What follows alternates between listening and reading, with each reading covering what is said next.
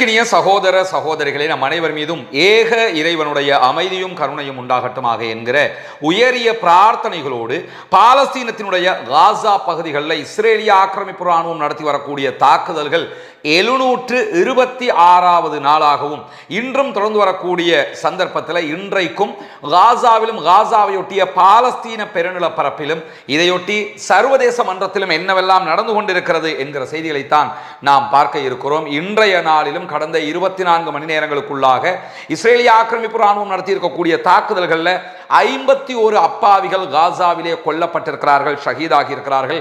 180 பேர் படுகாயம் அடைந்திருக்கிறார்கள் என்கிற செய்திகள் வெளியாகி இருக்கிறது. தொடர்ந்தும் இஸ்ரேலிய ஆக்கிரமிப்பு ராணுவம் காசா மேல வான்வழி தாக்குதல்களை உச்சமாக நடத்தி வருகிறார். அதே நேரம் இஸ்ரேலிய ஆக்கிரமிப்பு ராணுவத்திற்கு எதிரான பாலஸ்தீன விடுதலை ராணுவத்தினுடைய தாக்குதல்களும் உச்சமாக தொடர்ந்து வருகிறது. இன்றைக்கும் 2 முக்கியமான தாக்குதல்களை அவர்கள் நடத்தி இருக்கிறார்கள். அந்த தாக்குதல்கள் என்ன என்பதை பற்றி பார்ப்பதற்கு முன்பதாக நமக்கெல்லாம் தெரியும், பாலஸ்தீனத்திற்கு நாங்கள் சமாதானத்தை கொண்டு வர போகிறோம் என்கிற பெயர்ல அரபு நாடுகளோடு ஒரு பேச்சுவார்த்தையை நடத்தி காசாவுக்கான தீர்வு திட்டம் இதுதான் என்கிற ஒரு முடிவை எடுத்துவிட்டு அதனையே பெஞ்சமின் நெதன்யாகு இஸ்ரேலிய பிரதமரிடத்தில் அமெரிக்க அதிபர் கொடுத்து மொத்தமாக அதை மாற்றம் செய்து இஸ்ரேலுக்கு ஃபேவராக, இஸ்ரேலுக்கு மாத்திரமே நன்மை பயக்கும் விதமாக ஒரு திட்டத்தை முன்வைத்திருக்கிறார். சர்வதேச அளவில் தற்போது இந்த திட்டம் மிகவும் கேள்விக்குட்படுத்தக்கூடிய ஒரு திட்டமாக மாறி இருக்கக்கூடிய சூழல்ல அமெரிக்க அதிகாரிகள் ட்ரம்பினுடைய இந்த திட்டத்தில் திருத்தங்களை செய்வதற்கு, ஒரு சில விவகாரங்களில் திருத்தங்களை செய்வதற்கு நாங்கள் தயாராக இருக்கிறோம், பேசுவதற்கு தயாராக இருக்கிறோம் என்று அறிவித்திருக்கிறார்கள். நேற்றைய தினமே நமக்கெல்லாம் தெரியும், கத்தர் அதிபர் மிக தெளிவான ஒரு செய்தியை சொல்லிட்டார். இதில் நிறைய பேச வேண்டியிருக்கு, நிறைய கலந்துரையாட வேண்டியிருக்குது, நிறைய திருத்தங்கள் பண்ண வேண்டியிருக்குங்கிற செய்தி அவர் சொல்லிட்டாரு. அதே போன்று பாலஸ்தீன விடுதலை அமைப்புகளுடைய கூட்டணியும் இது தொடர்பாக நிறைய திருத்தங்கள் பண்ணணும், இல்லைன்னா இதை பேசுறதுக்கு எந்த தேவையும் கிடையாது என்று சொல்லி இருக்கிறாங்க.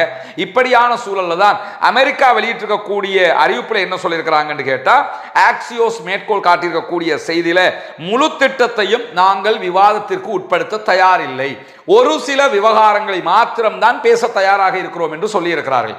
இதுல பேசப்பட வேண்டிய நம்பர் 1 விவகாரமாகவே பாலஸ்தீன விடுதலை அமைப்பு முன்வைக்கக்கூடிய ஒரு விவகாரம் என்னன்னு கேட்டா, ஆயுதங்களை கைவிடுவது என்பதை ஏற்றுக்கொள்ள முடியாது. பாலஸ்தீனத்துக்குன்னு போராடுற குழு நாங்க இருக்கிறோம், எங்க நாட்டு விவகாரம் இது, எனவே நாங்க ஆயுதத்தை கீழே வைக்கணும், நீங்க எங்களை ஆளணும், நாங்க ஆட்டோமேட்டிக்கா உங்களுக்கு அடிமையா இருக்கணும்ங்கிறது ஏற்றுக்கொள்ள முடியாது, அதுக்கு நாங்க வரவே மாட்டோம் என்று சொல்லி திட்டவட்டமாக பாலஸ்தீன விடுதலை அமைப்பு முதல் விவகாரத்தை அடிச்சு நொறுக்கிட்டாங்க.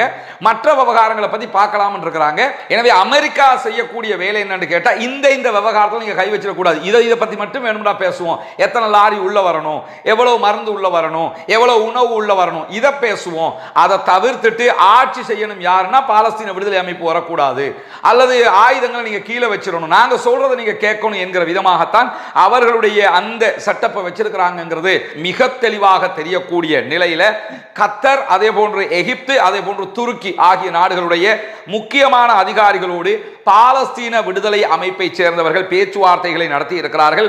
இந்த பேச்சுவார்த்தைகளில் எப்படியாவது சமாதானத்தை அடைவதற்கான உங்களுடைய திட்டத்தை முன்வைக்க வேண்டும் என்கிற கோரிக்கையை இந்த 3 நாடுகளுமே பாலஸ்தீன விடுதலை அமைப்பிடத்தில் முன்வைத்திருக்கக்கூடிய சூழல்ல பாலஸ்தீன பிரிவுகளுடனான ஆலோசனைகளை நாங்கள் செய்துவிட்டு அதற்கு பிறகுதான் முழுமையான பதிலை சொல்ல முடியும் என்கிறது பாலஸ்தீன விடுதலை அமைப்பு. ஏன்னா உள்ளுக்குள்ள 14 போராட்ட அமைப்புகள் இருக்கிறார்கள், இவங்க எல்லோரும் சேர்ந்துதான் பாலஸ்தீனத்திற்காக ஒட்டுமொத்தமாக போராடி கொண்டிருக்கிறார்கள். யாருமே எந்த விதமான மனக்கசப்பும் இல்லாமல் எங்களுடைய நாடு என்கிற பொது பிரச்சனையில் இன்றைக்கு 2 ஆண்டுகளாக போராட்டங்களை நடத்தி கொண்டிருக்கிறார்கள். அவங்களோட எல்லாம் நாங்கள் கலந்து பேசணும், பேசினதுக்கு பிறகுதான் ஒரு முடிவுக்கு வர முடியும், எனவே நாங்கள் கலந்து பேசிட்டு உங்களுக்கு சொல்றோம் என்று சொல்லி பாலஸ்தீன விடுதலை அமைப்பினர் சொல்லி இருப்பது மட்டுமல்லாம இந்த விவகாரத்தில் நாங்க ரொம்ப நெகிழ்வாக எவ்வளவு முடியுமோ அவ்வளவு திறந்த மனதோடு பேசுவதற்கு தயாராக இருக்கிறோம். ஆனால் நிறைய திருத்தங்கள் பண்ணணும், ஆயுதத்தை கீழே வைக்கிறத பத்தி யாரும் பேசக்கூடாது, அது எங்களுடைய உரிமை, எங்க நாடு என்பதையும் திட்டவட்டமாக அவர்கள் இன்றைக்கு சொல்லிவிட்டார்கள் என்கிற செய்திகளும் வெளியாகி இருக்கக்கூடிய சூழல்ல நமக்கெல்லாம் தெரியும், காசா மீதான இஸ்ரேலுடைய கடற்படை முற்றுகை தொடர்ந்து கொண்டிருக்கிறது. தரை வழியாக ரஃபா பார்டர்லையோ கரேம் அபுஷலம் பார்டராகவோ அல்லது ஜோர்டான் வழியாகவோ காசா மக்களுக்கு உணவுகளை கொண்டு வருவதற்கு இஸ்ரேல் அனுமதிப்பதில்லை, மருந்துகளுக்கு அனுமதிப்பதில்லை, சுத்தமான தண்ணீருக்கு அனுமதி இல்லை, எதையுமே உள்ள கொண்டு வர முடியல. அதே நேரத்தில் வான்வழியாக யாராவது கொண்டு வந்து உணவு போட்டா கூட அதை பண்ணாதீங்கன்னு ஐநாவே சொல்லிக்கிட்டு இருக்கிறாங்க. ஏன்னா அதனால எந்த பலனும் கிடையாது, கீழே விழுந்து மக்கள் சாகுறாங்க, மக்களுடைய மரணத்துக்கு தான் அது வழிவகுக்குது என்கிற செய்திகளை பல நாடுகளும் சொல்லிக் கொண்டிருக்கிறார்கள். கடல் வழியாக கப்பல்ல யாராவது உணவு கொண்டு வர முடியுமான்னா கடற்படை முற்றுகையை விதித்திருக்கிறது இஸ்ரேல். எனவே கடல் வழியாகவும் உள்ள வர முடியாம இருக்கிற காரணத்தினால கடற்படை முற்றுகையை உடைப்பதற்காக சர்வதேச கடல் பரப்புல ஃப்ரீடம் ஃப்ளோட்டிலா என்கிற கூட்டணி நிறைய கப்பல்களோடு உணவுகளையும் மருந்துகளையும் எடுத்துக்கொண்டு ஒரு சைக்கிணைக்காக காசாவை நோக்கி வந்து கொண்டு இருக்கிறார். ஒரு அடையாள நிமித்தமாகத்தான் வர்றாங்க. அவங்க கொண்டு வர்ற உணவுகளால காசாவில் இருக்கக்கூடிய மக்களுக்கு ஒரு 2% கூட அதை தீர்வு கிடைத்து விடாது, உணவுடைய தேவை தீர்ந்து விடாது. ஆனாலும் ஒரு முறை நாங்க உடைச்சிட்டோம்னா மற்றவங்க எல்லாருமே கொண்டு வந்து உணவுகளை கொடுக்கலாம் என்பதற்காகத்தான் இந்த முயற்சி அவங்க பண்றாங்க. தற்போதும் அவர்கள் காசாவை நோக்கி வந்து கொண்டிருக்கிறாங்க. இன்றைக்கு அவங்க இருக்கக்கூடிய இடத்தை தான் நீங்க பாக்குறீங்க. காசாவில இருந்து கிட்டத்தட்ட 40 நாட்டிக்கல் மைல் தூரத்தில் அவங்க நிற்கிறதாக சொல்லப்படுகிறது. ஃப்ரீடம் ஃப்ளோட்டிலாவினுடைய இணையதளத்தில் இதை ட்ராக் பண்ண முடியும், கப்பல்கள் வரக்கூடிய பாதைகள் எங்கெங்க நிற்கிறாங்க, எந்த இடத்துல நிற்கிறாங்கன்னு சொல்லி. இப்படி அவர்கள் காசாவை நோக்கி நெருங்கி வந்து கொண்டிருக்கக்கூடிய சூழல்ல இன்றைக்கு ஃப்ரீடம் ஃப்ளோட்டிலாவினுடைய கப்பல்கள் மீது நிறைய தாக்குதல்களை இஸ்ரேலிய ஆக்கிரமிப்பு ராணுவம் நடத்தி இருக்கிறது. குறிப்பாக 20க்கும் மேற்பட்ட ட்ரோன் தாக்குதல்கள் நடத்தப்பட்டிருக்கிறது. ஃப்ரீடம் ஃப்ளோட்டிலாவில் வரக்கூடிய கப்பல்களை ட்ரோனை விட்டு கண்காணிக்கிறாங்க, ஒரு விதமான திரவத்தை, மயக்கத்தை உண்டாக்குற திரவங்களை தெளிக்கிறாங்க. இப்படி தொடர்ந்து தொல்லைகளை கொடுத்து கொண்டிருக்கக்கூடிய சூழல்ல ஃப்ரீடம் ஃப்ளோட்டிலா கூட்டணியில வந்து கொண்டிருக்கக்கூடிய கப்பல்களில் வரக்கூடியவர்களுடைய மொபைலை ட்ராக் பண்ணி கப்பல்கள் இருட்டில் பயணிக்கும் போது இந்த கப்பல்களுக்கு அருகில சென்று த்ரெட்டன் பண்றாங்க. இருட்டுக்குள்ள போய், ஏன்னா வெளிச்சத்துல போனா அடையாளம் கண்டு இவங்க தான் சொல்லி பப்ளிக் படுத்தி பொதுமக்களுக்கு உலகத்துக்கு காட்டிடுவாங்கிறதுனால இருட்டுல கடல்ல இஸ்ரேலிய கடற்படை சென்று அவர்களை மிரட்டுகிறது என்கிற செய்திகள் எல்லாம் வெளியாகி கொண்டிருக்கு. நீங்க ஃப்ரீடம் ஃப்ளோட்டிலாவினுடைய இணையதளத்தில் போய் இருட்டில் என்ன நடக்கிறது என்பதை கூட வீடியோவாக அவங்க காட்டிக்கிட்டு இருக்கிறாங்க, பார்க்க முடியும். இந்த சூழல்ல தான் அவர்கள் நாங்கள் தொடர்ந்து காசாவை நோக்கி நகர்ந்து கொண்டே இருக்கிறோம் என்று சொல்கிறார்கள். இவர்களை கைது செய்வதற்காகவும் இவருடைய கப்பல்களை எடுத்துக்கொண்டு செல்வதற்காகவும் இஸ்ரேலிய கடற்படையை சேர்ந்தவர்கள் பெரிய ஆட்களை கைது செய்துவிட்டு செல்வதற்கு தேவையான கடற்படை கப்பல்களோடு தயாராக இருக்கிறார்கள் என்கிற செய்திகளையும் வெளியிட்டிருக்கக்கூடிய சூழல்ல தான் இந்த தாக்குதல்களுக்கு மத்தியிலும் ஃப்ரீடம் ஃப்ளோட்டிலாவினுடைய கப்பல்கள் காசாவை நோக்கி நகர்ந்து கொண்டே இருக்கக்கூடிய சூழல்ல அங்க கையில வச்சிருக்கிற செல்போன், அவர்கள் கொண்டு போயிருக்கக்கூடிய தொடர்பு சாதனங்களை எல்லாம் கடல்ல வீசி இருக்கிறாங்க என்கிற செய்திகள் இன்றைக்கு வெளியாக இருக்கு. ஃப்ரீடம் ஃப்ளோட்டிலாவில் இருக்கக்கூடிய அல் ஜசீராவினுடைய பத்திரிகையாளர் சொல்லும் போது என்ன சொல்றாருன்னா, கூட வந்தவங்க அவங்க கொண்டு வந்த செல்போன்கள் எல்லாத்தையுமே கடல்ல வீசினாங்க.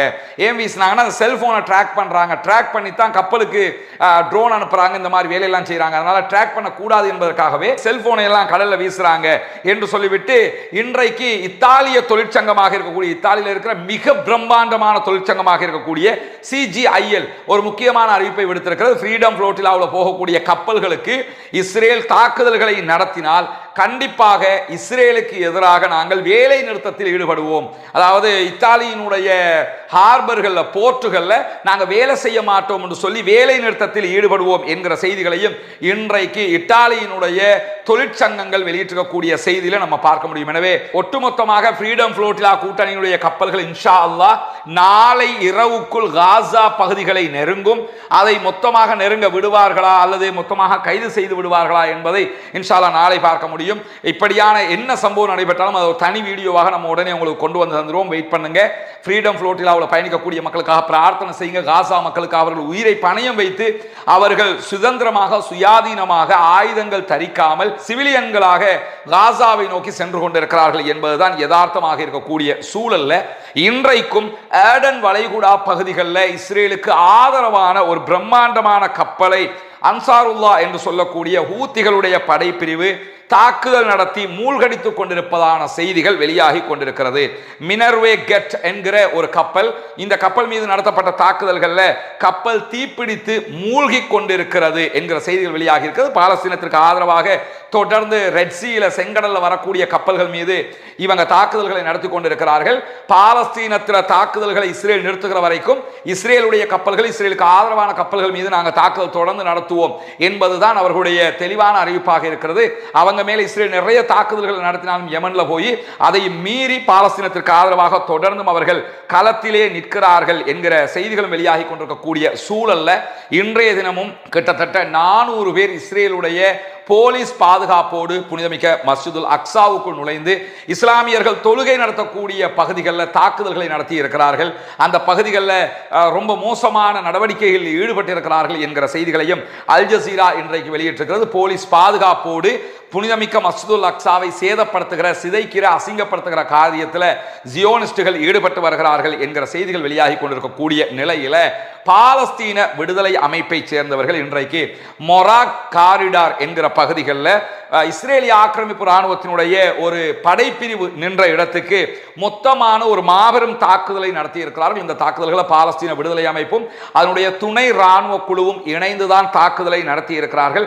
இஸ்ரேலுடைய ராணுவ கட்டளை கட்டுப்பாட்டு தளத்தின் மீதுதான் நிறைய குண்டு தாக்குதல்களை நடத்தி இருக்கிறார்கள். ஹெலிகாப்டர்களில் வந்து அவர்களுடைய பிணங்களையும் காயப்பட்டவர்களையும் இஸ்ரேலிய ராணுவம் எடுத்துக்கொண்டு செல்கிறது என்கிற செய்திகளையும் அவங்க இன்னைக்கு வெளியிட்டிருக்கிறாங்க. தொடர்ந்து இஸ்ரேலுக்கு எதிராக பாலஸ்தீன விடுதலை அமைப்பினர் தாக்குதல்களை நடத்தி வருகிறார்கள். குறிப்பாக இப்ப நடத்துகிற தாக்குதல்கள் எல்லாமே கெரில்லா மெத்தட் தாக்குதல்களாக இருக்கிறதுனால பாலஸ்தீன விடுதலை அமைப்பை எதிர்த்து தாக்க முடியாத ஒரு நிலைக்கு இஸ்ரேலிய ஆக்கிரமிப்பு ராணுவம் தள்ளப்பட்டிருக்கு. ஏன்னா அவங்க எப்ப வெளியே வருவாங்க, எப்போ வந்து தாக்குதல் நடத்துவாங்கிறது யாருக்கும் தெரியாது. கெரில்லா அட்டாக்னு சொல்லுவாங்க. அதுக்கு ஹிட் அண்ட் ரன் அட்டாக்காகத்தான் அவர்கள் இதை செய்து கொண்டிருக்கிறார்கள் என்கிற செய்திகளுக்கு மத்தியில் மெல்பால்சிம் அதே போன்று கஃபர்சாத் ஆகிய பகுதிகளில் இஸ்ரேலிய ஆக்கிரமிப்பு ராணுவம் தங்கி இருந்த பகுதிகளில் இன்றைக்கு பாலஸ்தீன விடுதலை அமைப்பின் துணை ராணுவ குழு பாரிய தாக்குதல் ஒன்றை நடத்தியிருக்கு. இதில் எத்தனை பேர் கொல்லப்பட்டிருக்கிறார்கள், என்ன விதமான தாக்கங்கள் நடைபெற்றிருக்கிறது என்கிற செய்திகள் இதுவரை வெளியாகவில்லை. அந்த செய்திகள் வெளியாகிற போது அதையும் உங்களுக்கு மத்தியிலே கொண்டு வந்து தர தயாராக இருக்கக்கூடிய சூழலில் இன்றைக்கு அமெரிக்க அதிபர் டொனால்ட் ட்ரம்ப் ஒரு முக்கியமான ஆவணத்தில் கையெழுத்திட்டிருக்கிறார் என்கிற செய்திகள் வெளியாகி இருக்கிறது. அது என்ன ஆவணம்னா நமக்கு தெரியும். கடந்த மாதம் இஸ்ரேலிய ஆக்கிரமிப்பு ராணுவம் கத்தர் மேல அட்டாக் பண்ணி இருந்தாங்க. அந்த அட்டாக்கு பிறகு அரபு நாடுகள்லாம் ஒன்று சேர்ந்ததுக்கு பிறகு அரபு நாடுகள் உடனடியாக எடுத்த ஒரு முடிவு தான் தங்களுடைய நாடுகளை பாதுகாத்துக் கொள்வதற்காக அணு ஆயுதத்தினுடைய தேவை நமக்கு இருக்கிறது. எனவே நம்ம அது தொடர்பாக அடுத்த கட்டம் நகரணும் என்று அணு ஆயுத பலம் கொண்ட பாகிஸ்தானோடு அவர்கள் ஒப்பந்தங்களை இடுவதற்கு தயாராகி விட்டார்கள். குறிப்பாக சவுதி அரேபியா யாருக்கும் தெரியாம உடனடியாக ஒரு அக்ரிமெண்ட்டை பண்ணியும் முடிச்சிட்டாங்க.